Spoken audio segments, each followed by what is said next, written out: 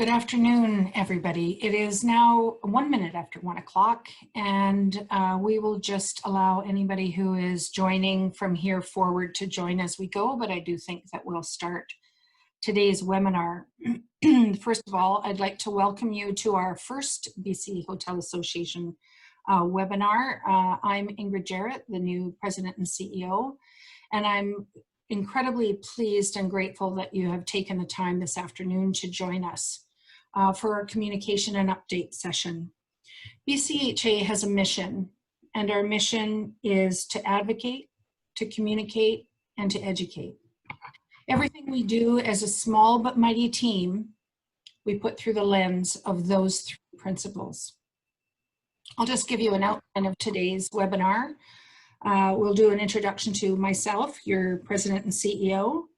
We'll do a recap of our efforts and the work that we've done as an impact or as a result of the COVID-19 pandemic. You have submitted questions to us that you would like included in the webinar to provide answers to you. We've selected the most common of those. Many of them we had asked many times, and we will answer those questions.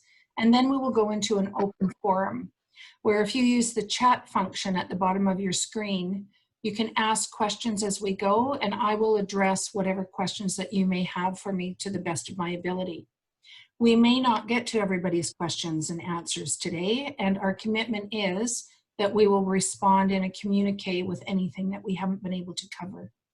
I would also like to let you know that a recording of this webinar will be made available after the webinar. So without further ado, thank you again for your time today, your commitment to our industry, and your support. Your communication has been incredibly important to us and is really allowing us the success that we've garnered thus far. As your new President and CEO, I joined you on a part-time basis in February and full-time at the beginning of March. I have a long and extensive background in tourism and hospitality, in all styles and brands of hotel properties around the province, but also significant work from a tourism development perspective. For me, this work is really, really important. It's hard work. It's been an unbelievable first few months in my tenure, but I can tell you our team is highly engaged. We feel that it's really vital work that we're doing, and we're working really hard on your behalf. Currently, with our office, which is downtown on Howe Street in Vancouver, our team is all working remotely, and I'm joining you today from my home just outside Kelowna, BC.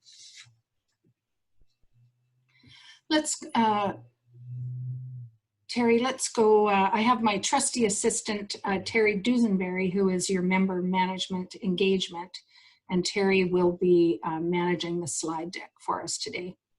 So Terry, let's go to the next slide, please.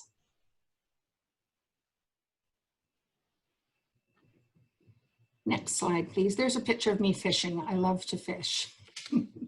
So here we have our COVID-19 recap. I have been working as your President and CEO with my counterparts with Hotel Association of Canada and my counterparts across Canada, the other provinces. And then again, we are working directly with our provincial government here in British Columbia and assisting city associations with municipality advocacy. Hotel Association of Canada has taken a lead role with all federal asks. We meet every Monday morning, and then we have a couple of calls depending on the need throughout the week, every week. My counterparts in the province and I share information, support, and we're really monitoring how our governments individually and collectively are responding to the impact of the pandemic. I also participate in the Hotel Association of Canada key strategies with the Finance Department, with the Economic Department, and the Department of Tourism, and partnering with TIAC, Restaurants Canada, and BCHA, ensuring that those common files that we work on together to ensure that our industry is understood and that the action and relief measures that we need to support our industry to stay solvent and be sustainable in the long run are garnered.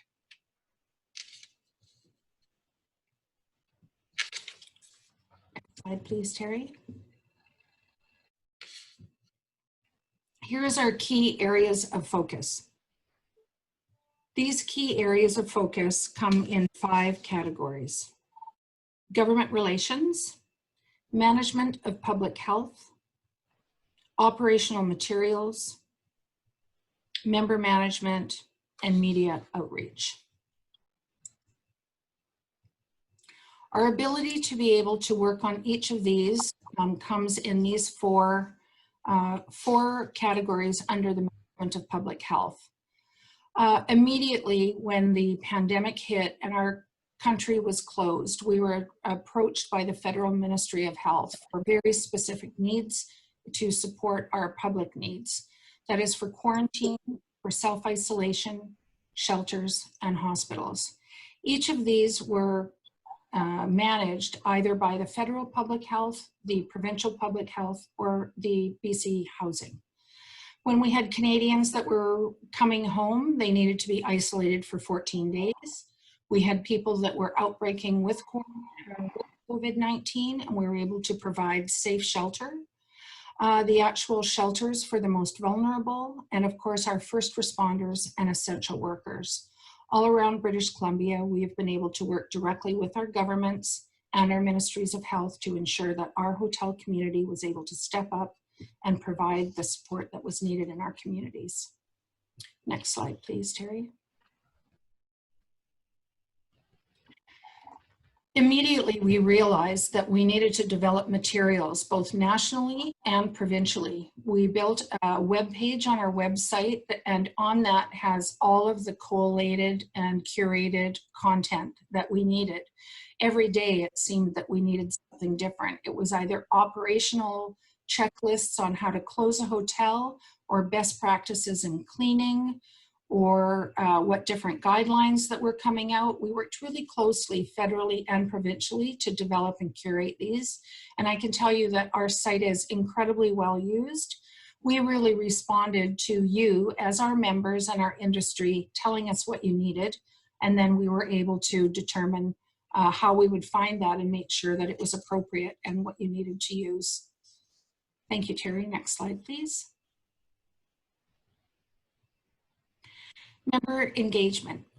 So throughout this, we were able to look at our education opportunity. There came a day when Walt Judas and I were on a call with hospitality and tourism institutions and training entities around the province. And we realized that as an industry, we're incredibly social beings. And here we had thousands of our employees that were laid off and really facing times of stress.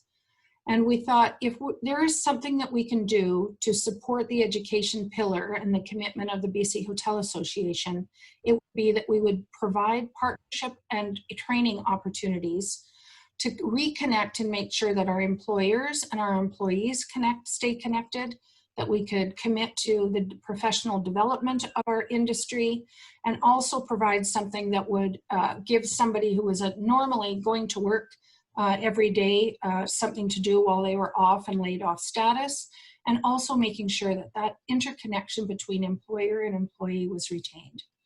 We were really pleased to say that we launched the program last Monday. We have both education institutions from British Columbia as well as private training expertise, and everybody has come forward and provided these at either a highly reduced or discounted rate, recognizing that there is limited funds within the system currently.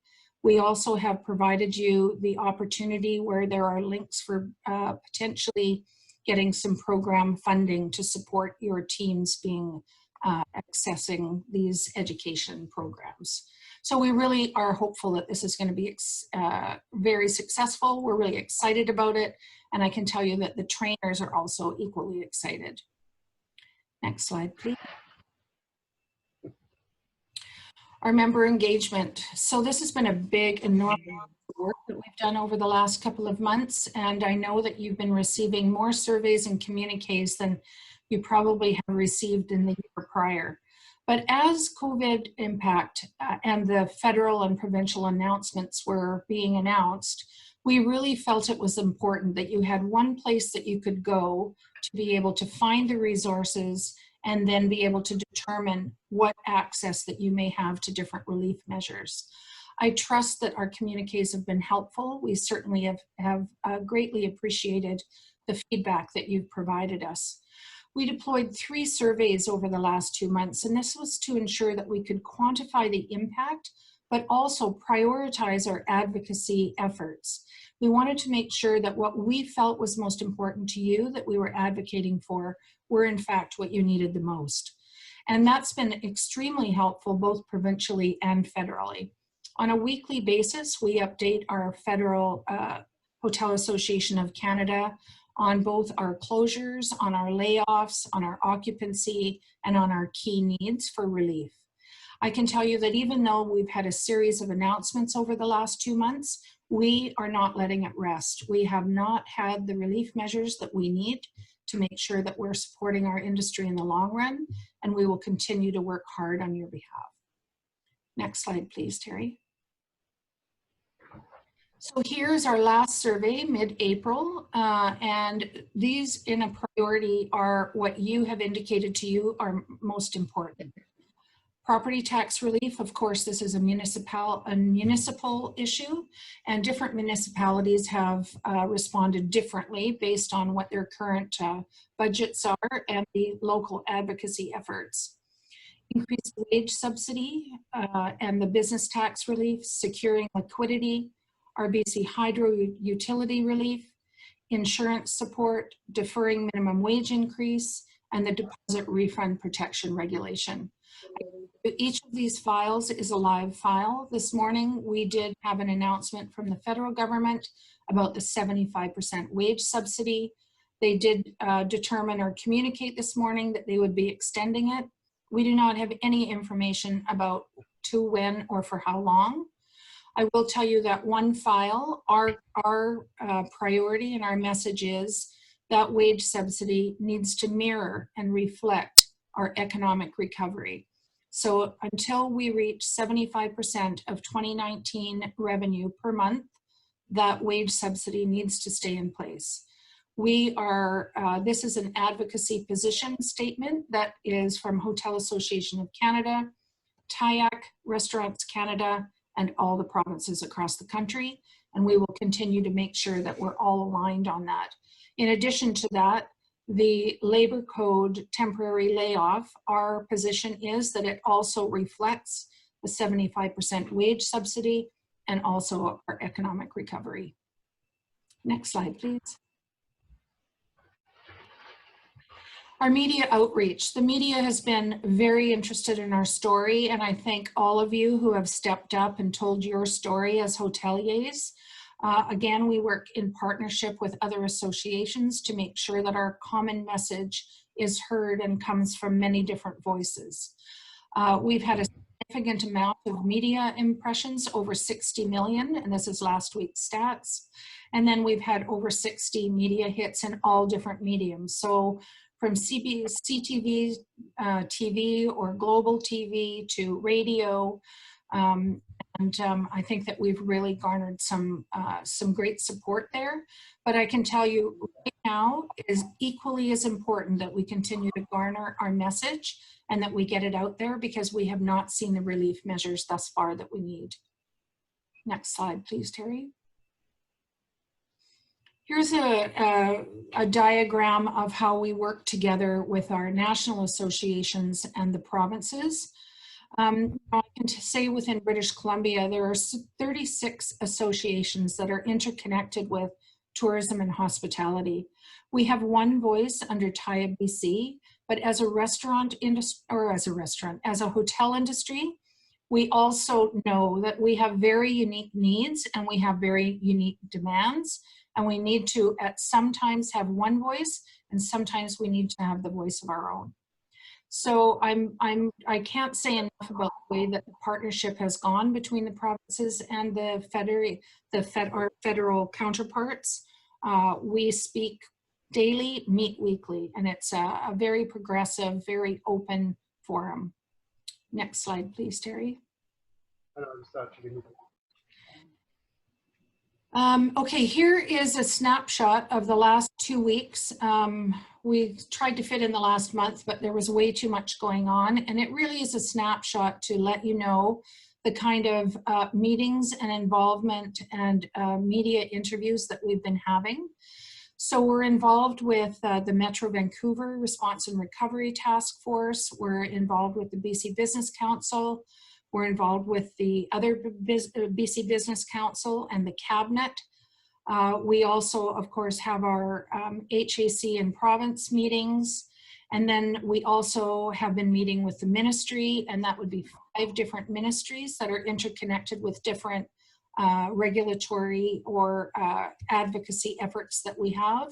They've been very generous with their time. I've had many phone calls with them to make sure that they understand the idiosyncrasies of the business and the dire condition that we're currently in. Those of you that know me, I don't give up easily, and just because we haven't had the announcements that we wanted so far, I can tell you we won't give up. Next slide, please, Terry. Here's a review of our key asks. The first thing you told us, and we knew to be true, was liquidity. The number one thing, you need fiscal relief. And in order to make sure that you have fiscal relief, this doesn't mean just mounting debt and deferring payments. We've been very clear, and you've been very clear communicating to us. Everything that we're doing, we are doing through that lens. You do not need more debt. You don't just need everything referred. You need relief in order to survive. Employment. Our first survey, you clearly said how concerned you were about your employees, their well-being, and your ability to hire them back.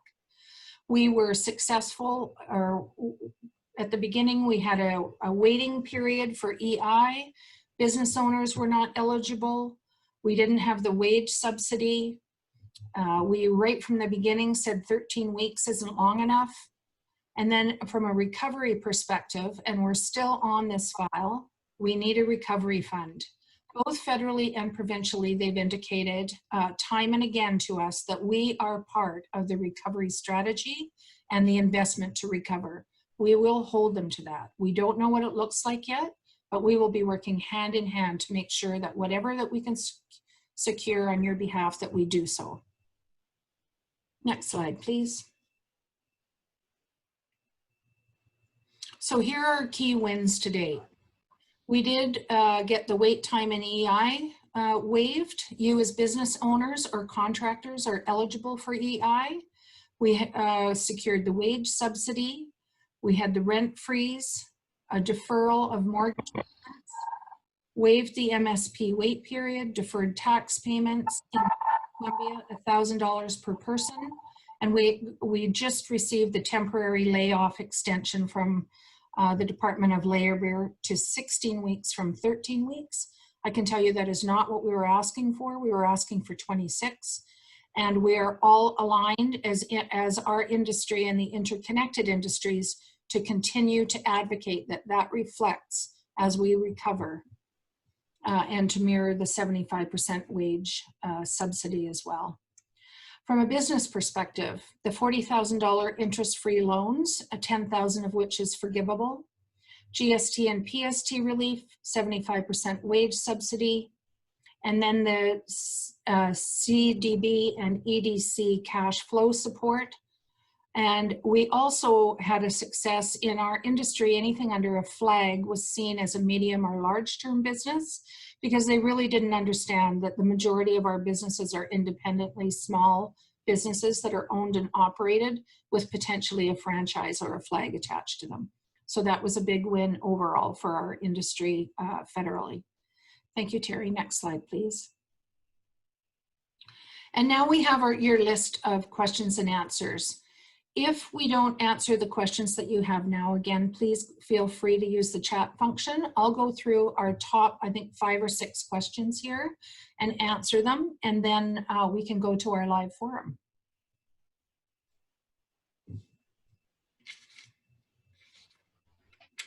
How and when do BC hotels plan to reopen for business? And what will the reopening process look like? Well, we all, I'm sure, heard Premier Horgan's announcement on Wednesday afternoon. It was confusing, and the plan was confusing, and there was lots of contradictions. So that was very, very disappointing for us. There was also messaging there around opening timeframes. And since then, we've had numerous calls about, you know, my hotel has always been open, it's not closed. What does this mean? Or why are hotels closed now or open now when they're supposed to be closed? Or if I have a group and conference hotel, does this mean I can't have any groups until, you know, when they were talking about international borders being open? So that was very disappointing, but it also was encouraging that we know over the next 3-week period, we have a lot of work to do to make sure that we know how to open, what those protocols and best practices are, and that we're providing that information and support to you as businesses in order to do that. So currently, phase 3, providing that there's no more outbreaks and providing our Minister of Health actually announces that we can open at the beginning of the June, that is the timeline for reopening. The reopening process will be very careful and very cautious. I just had my call with WorkSafe BC, and I have a call this afternoon with the ministry around whether or not our current COVID isolation protocols on the BC CDC website, which is the current way that we have to operate should we be housing people in isolation or in quarantine, are going to remain in place, or whether or not we will have a more heightened degree of cleaning and common sense protocol. I don't have the answer yet. I do believe that we will have that by next week. And as soon as we do have those processes, we will share them with you. Next slide, please. What has the provincial and federal government put in place as requirements for reopening? How do we know what the best practices and protocols are? It's a little bit of the same question, or maybe I answered part of this. Federally, under the Federal Minister of Health, we do anticipate that there will be overarching protocols. And those will be for all businesses. That is a new way of doing business. We have not seen them. And our hope is the work that we've done over the last couple of weeks with many of you that are on this call as working groups, forward what your recommendations for best practices are, that will be considered and many of those will be adopted. How do we know what the best practices and protocols are? We truthfully don't until we've gone through this next week, which will be WorkSafe BC making recommendations that will be then granted by the Minister of Health. Next slide, please. What is the BCHA doing to secure a bailout option or stimulus package for our industry in BC and Canada? Currently, we have very specific advocacy asks. I can tell you the 75% wage subsidy is one of the big ones. The other one is that we are provided business working capital relief in order to reopen. We are currently quantifying what that looks like per business, and I have been doing some research along with my provincial and federal counterparts so that that amount of money as a stimulus package is understood. For you to get back to business, it means you need to buy inventory. You have to probably deep clean your rooms if your hotel has been closed. I have an entire list of what those overhead and fixed cost expenses are. And I can tell you we will work very hard to ensure both federally and provincially they understand that we cannot open and be successful without a relief package. Next slide, please. Is there an update on extending CEWS beyond June 5th? Has it been confirmed that a company is not required to top up their staff on CEWS at 75%? Okay, so I did touch up base on this earlier because this was the Prime Minister's announcement this morning. Yes, we have an extension. We don't know how long for. Our goal is, again, that it mirrors our economic recovery. That's a very, very important piece. We have no idea whether or not they're going to honor and agree to it, but that is our position for both tourism, hospitality, and restaurants for Canada. And then, do you have to top up, or are you required to top up the CEWS? This is not mandated. The request is, as an employer, you do your best to top up that wage. If you are unable, obviously, if you have no money and you can't do that, then that is okay. Next slide, please. How detailed will these protocols be? I have limited capacity and resources, and my concern is that our property will not be able to maintain or adhere to requirements moving forward. I completely understand what you're asking. And because I don't know the protocols, I would suggest to give yourself a bit of a frame around what they could look like. On the BC CDC website, there is currently protocols there. Those protocols are the most stringent guidelines by which to clean and to operate. If you review those guidelines and you ask yourself, where are those touch points of high traffic? How will we be able to do social distancing? That will provide you the reality check that you know. Those would be the most strict guidelines that could be introduced. My goal is, working with government and WorkSafe BC, that there is a degree of recognition that our industry is exceptional at cleanliness standards, making sure that there's due care, and that there needs to be an approach where people are kept safe, your employees are safe, you're safe, the guest is safe, but you also have the capacity to run your business. Next slide, please.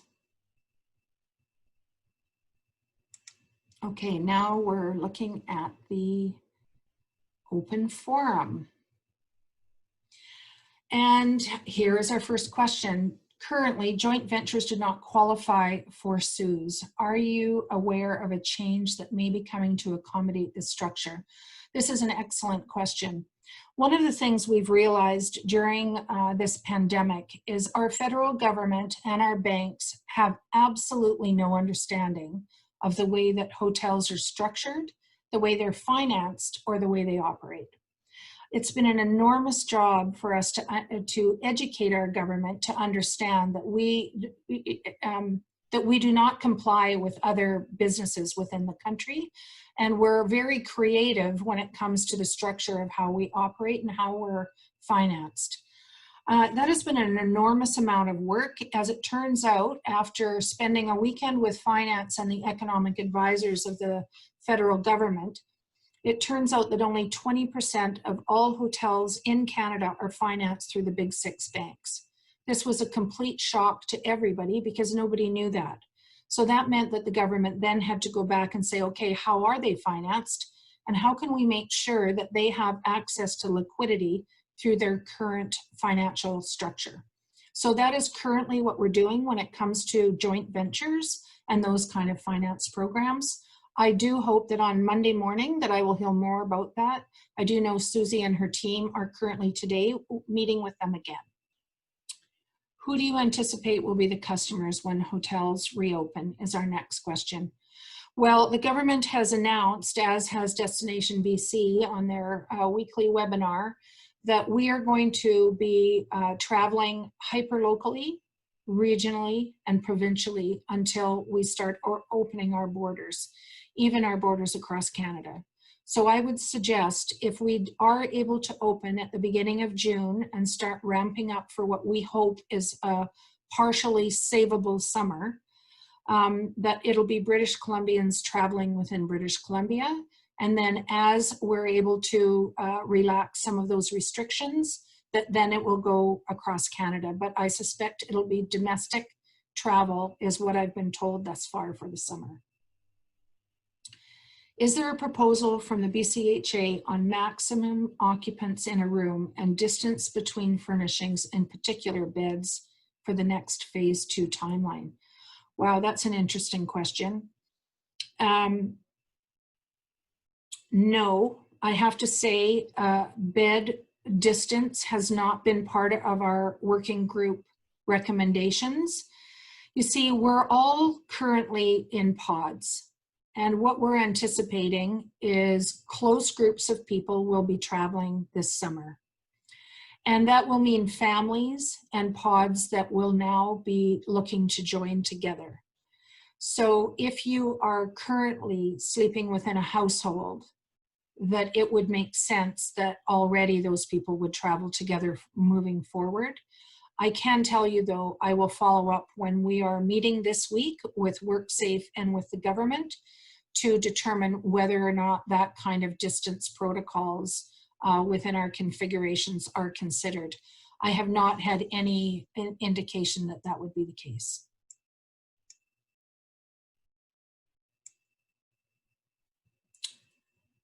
Could the co-host please mute Ron's microphone?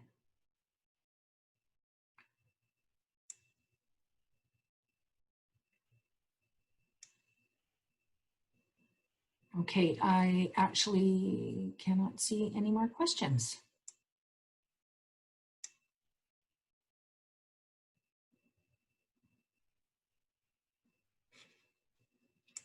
I am certainly open to more questions if anybody has any.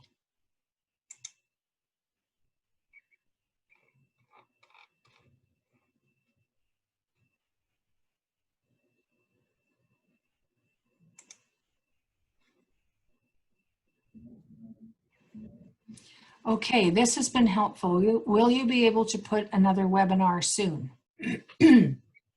Yeah, you know, I think if we have feedback from you that you believe that this is helpful, we're more than happy to do a webinar as often as requested.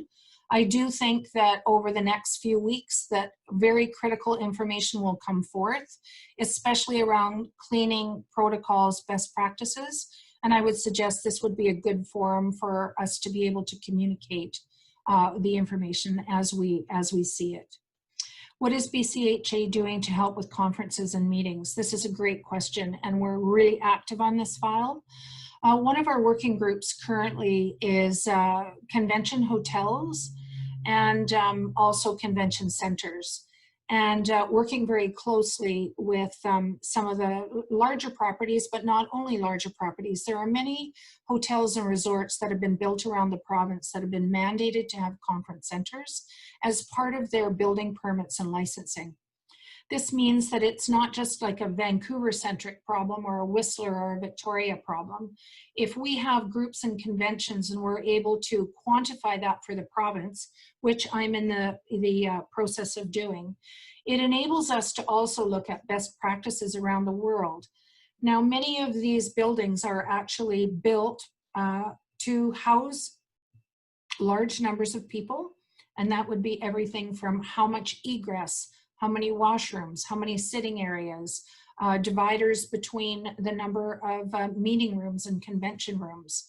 And so I think that there is a significant opportunity for us to be working together to give confidence to government and the health department, to give confidence to the meeting and convention sector, and to give confidence to our traveling public that we can actually host meetings and conventions and conferences and do it in a safe manner where nobody needs to worry about health and safety.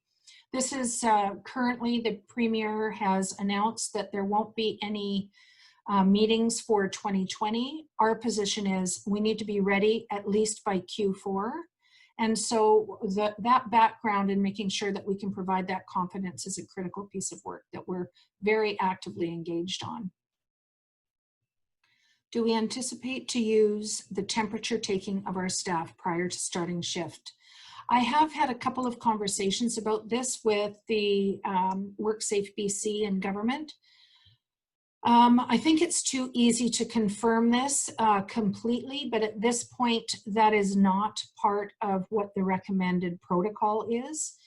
You know, if we start taking people's temperatures, then we also have a due care to actually know what to do if they do have a temperature.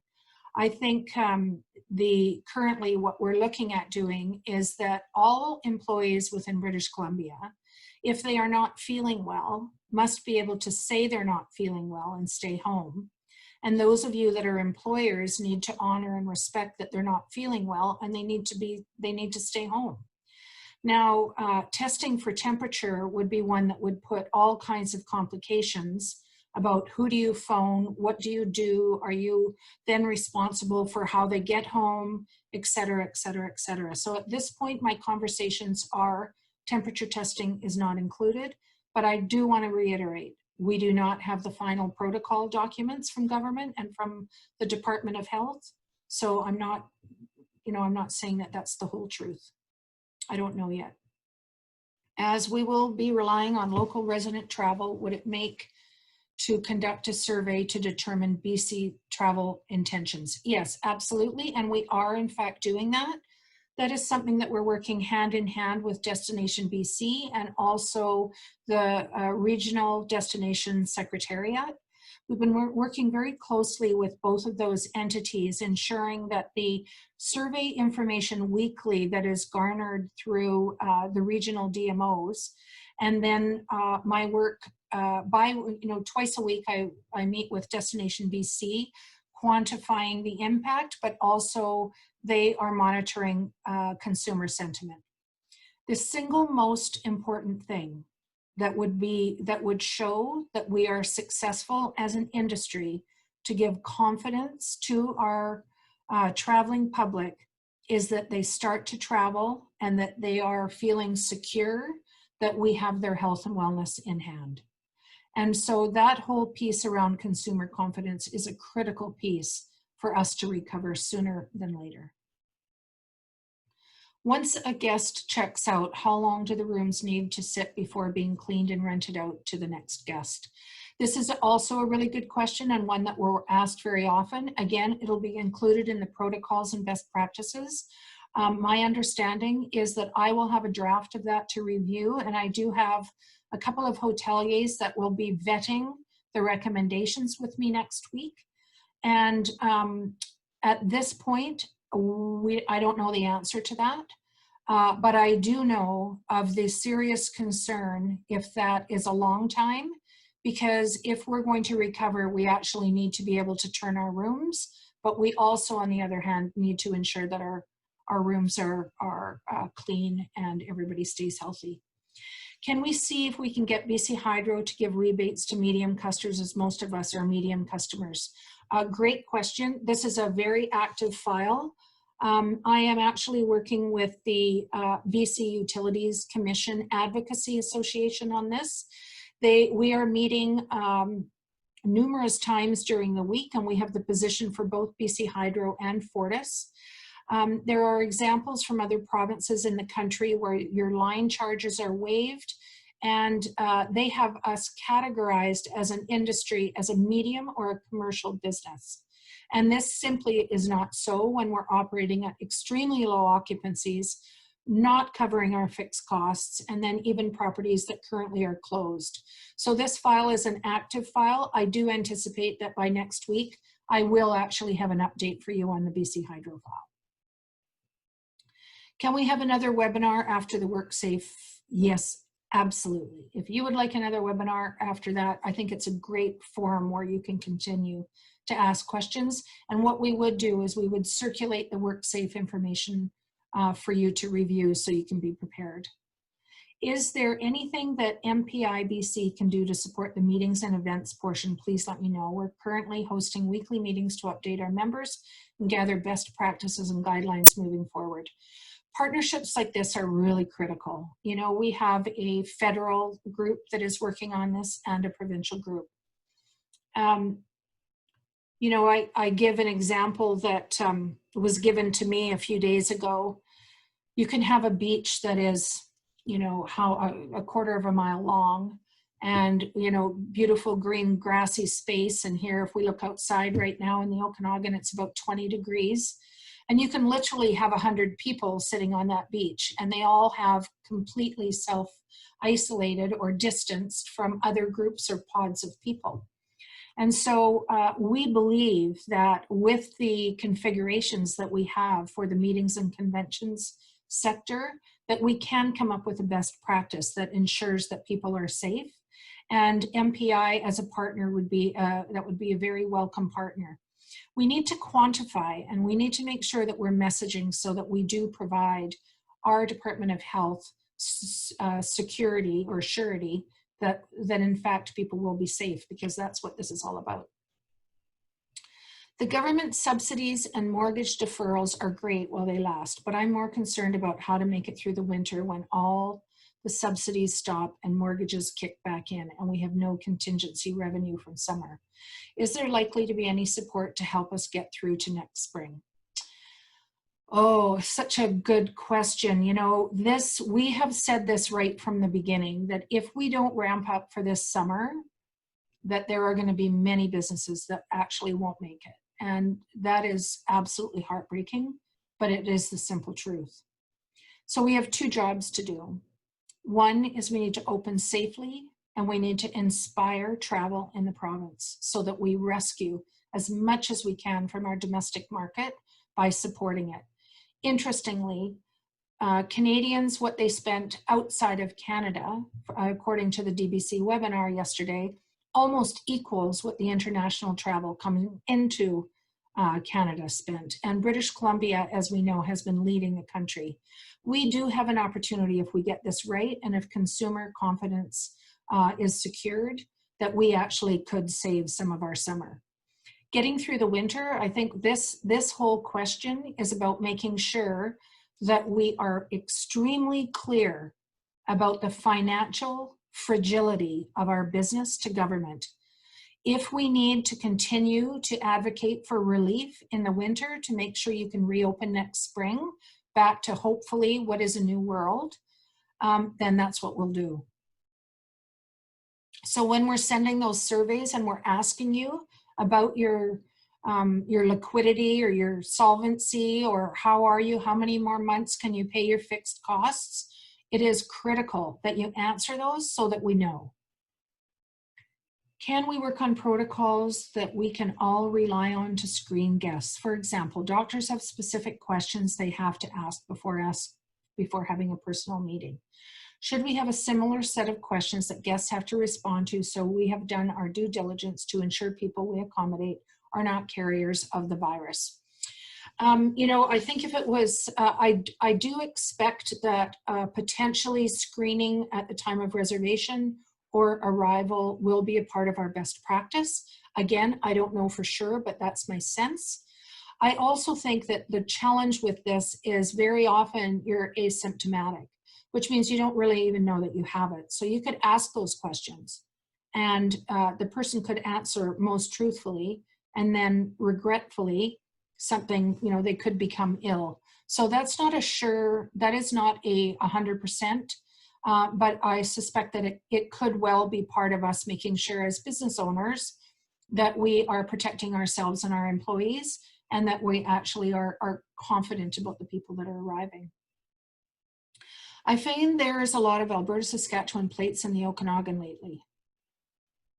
To turn away business if they choose not to follow protocol, how will that be handled without creating possible chaos from out-of-province travelers wanting rooms?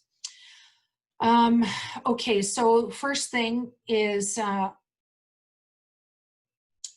I'm reading that this means people from Alberta and Saskatchewan are traveling on leisure even though they're not supposed to.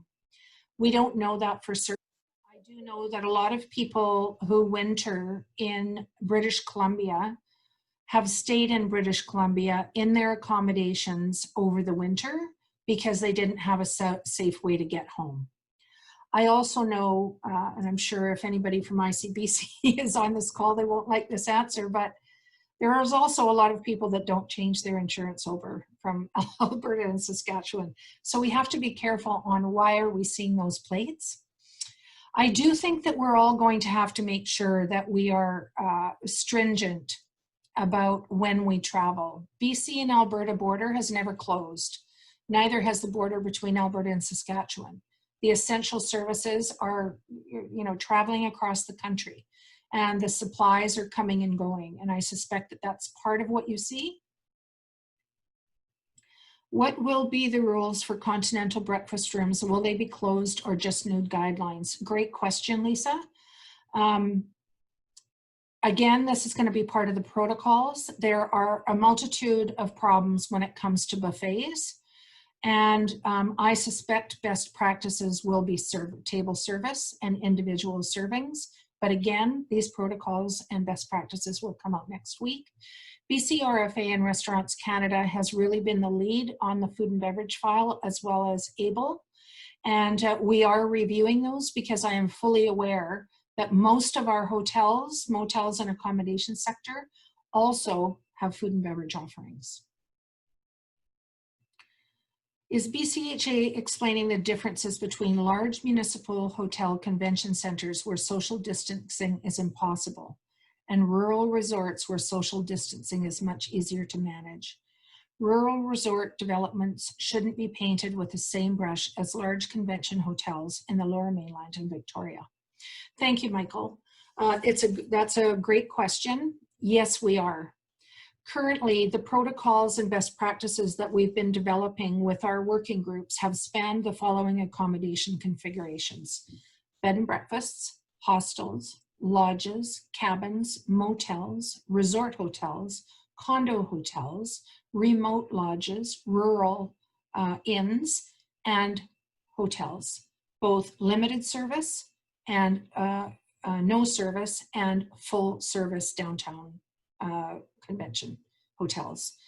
Under each of those different configurations, there are different needs and different protocols and guidelines depending on the offering. And you're right, what we're seeing is people are seeking rural areas where it's not too crowded, where they can go with their small group of friends or their family that they have joined their pods together with. And we believe that that is going to be the first wave of travel in British Columbia. And from there, as confidence builds, it'll build from there. We are absolutely delineating between the downtown corporate convention hotel and those other accommodation configurations. If a staff member indicates that they are not feeling well, is the regulation that they stay out of the workplace for 14 days, even if they say they feel better during those 14 days. This is my understanding. And again, best practices will come out next week. I feel like I'm hiding behind the best practices. I apologize for that, but I don't want to provide any information that I can't guarantee right now. So I'm trying to be as transparent and as open as possible from the work that we have already done. There is a degree of concern around an employee who is not feeling well, because until it is confirmed what it is that is making that person not feel well, we need to err on the side of caution. I will suggest that, again, that will come out in the best practices around dealing with health and wellness in the workplace. Also, let your local mayor and councillors as to how your business is, because some of them are not aware of our daily challenges. Thank you for that, Sam. I have to say that, you know, I am a loud voice and I am a stubborn voice, but I am one voice. The other associations are joining in many of our advocacy messages and the background of that. The more that you can educate your local municipalities on the dire circumstance of what you face, the more that there will be understanding when we come to UBCM or the chamber or other voices to ensure that they put pressure on our provincial government to provide the support mechanisms we need. In saying that, your municipality also has a role to play when it comes to property taxes and when it comes to the different relief that could be provided to you from a municipality perspective. I do know that we've been advocating provincially so that municipalities can end their year potentially in a deficit, which previously was not the case. Also, that approved investment programs or projects that were approved in potentially 2018 or 2019 could in fact be put on hold. So those monies that were earmarked for those big projects could be used in property tax relief measures within your municipality. So I encourage all of you, stay engaged with your local municipality. Very important. Are there any forms available that can show a client that the property is following safe practices and for the property to see that a client is doing the same? Great question. You know, we used to have, you know, those of us that have been around as long as I have can remember the AAA and the inspector and, you know, all those kind of things. And we know we do have health inspections from the health department. I suspect that we will in fact have some kind of enforcement and check.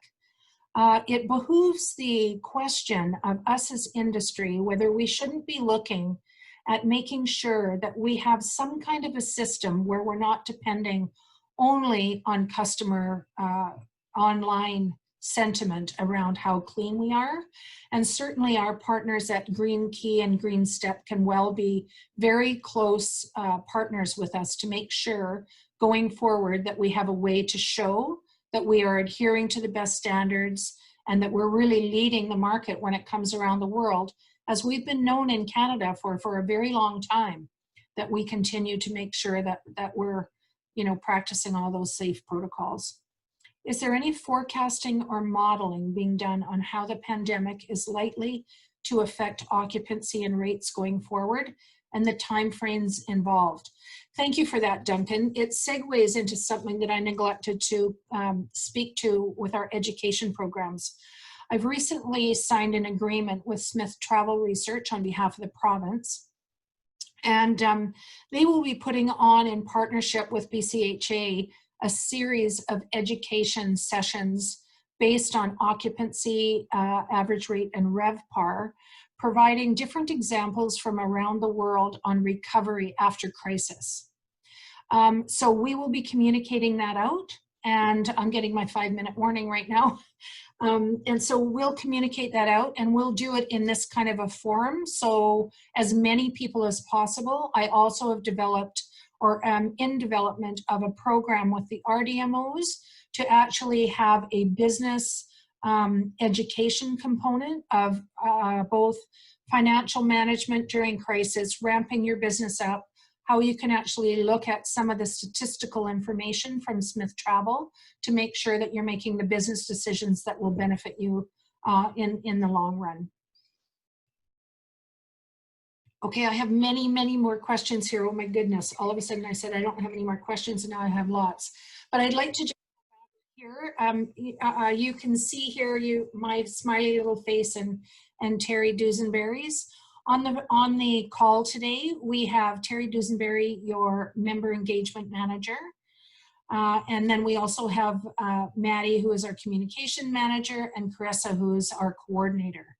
Now, the slide that you're seeing right now is our LinkedIn profiles, and I'm going to hand it over to Terry, and she is going to give you some instructions on how you can connect with us in LinkedIn, and we will be posting information as we receive it. So Terry, over to you. Good afternoon, everyone. I'm sure all of you are on LinkedIn, and Ingrid and I would love to connect with you. So if you could take your smartphone out and open up your LinkedIn app, I'll walk you through how this works.